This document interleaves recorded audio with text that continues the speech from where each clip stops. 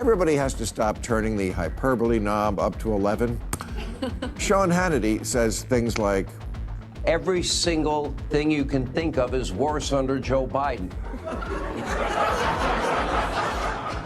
oh, for fuck's sake, stop being such a drama queen or go change your pad. Right, the American dream is dead because Mars bars used to cost $1 and now they cost $1.25. Yes, everything is worse under Biden. The flowers don't smell as sweet, the Wi-Fi is slower, IHOP tables are stickier, boners aren't as stiff, and even the fentanyl doesn't hit like it used to. You know, it's just...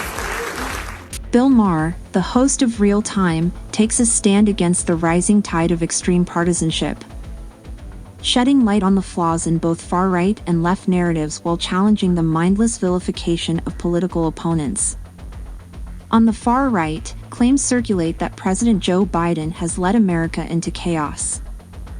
Representative Nancy Mace goes as far as calling it a shit show.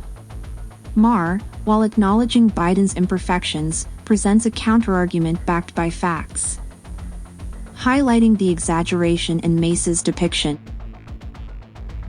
Congresswoman Nancy Mace said, to be honest, it's been a complete shit show since Trump left the White House. So the shit show came after the hand-to-hand combat inside the Capitol? Maher humorously addresses Representative Lauren Boebert's assertion that the U.S. is now dependent on Saudi oil, correcting the misinformation and cautioning against spreading falsehoods. Or as Lauren Boebert explains, under Biden we are back to being dependent on the Middle East again. With all due respect, Congresswoman, don't jerk me off.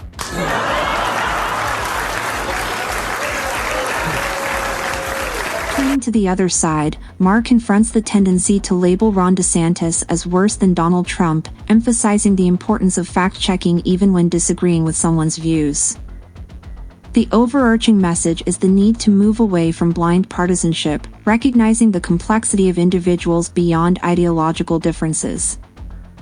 Maher criticizes the prevailing mindset where disagreement transforms individuals into the worst people who ever lived, fostering tribalism.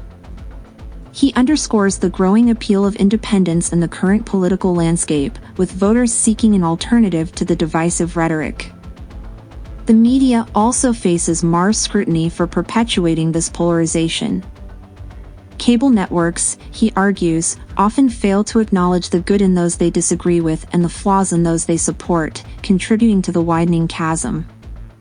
Maher, not one to shy away from controversial topics, also touches upon the contentious issue of cancel culture, challenging those who deny its existence. It's boring. You're boring me. I know what you hacks, on both sides, yes, are going to say before you even say it.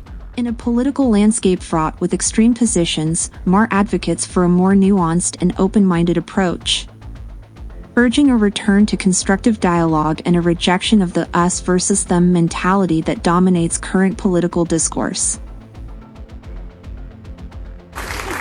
And as for there being no such thing as cancel culture, tell that to the Jeopardy guy, the Bachelor guy, the Dilbert guy, Louis C.K., Garrison Keillor, Chris Hardwick, Chris Matthews, Ellen, Sharon Osbourne, Dr. Seuss, Kevin Spacey, and the actress from The Mandalorian, which I assume is a hotel.